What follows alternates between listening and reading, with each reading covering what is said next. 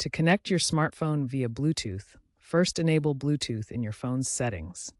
On the Nexon's touchscreen, select Bluetooth from the menu, then choose Pair Device.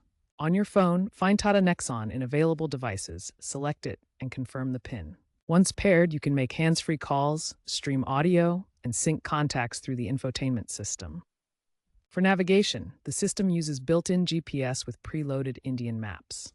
Input your destination using voice commands or the touchscreen. The system offers route planning with real-time traffic avoidance to help you reach your destination efficiently. Important tips: keep Bluetooth active when using connected features, and check your vehicle settings for optimal audio output. The Tata Nexon supports both Android Auto and Apple CarPlay, allowing you to mirror your smartphone's apps on the infotainment screen. Higher trims offer wireless connectivity via Wi-Fi, otherwise use a USB-C cable. Once connected, you can access Google Maps, Spotify, WhatsApp, and other compatible apps directly from the car's display. Voice commands through Hey Tata, Siri, or Google Assistant enable hands-free operation. It is important to not look at your phone when driving. The system prioritizes safety with features like driver distraction alerts.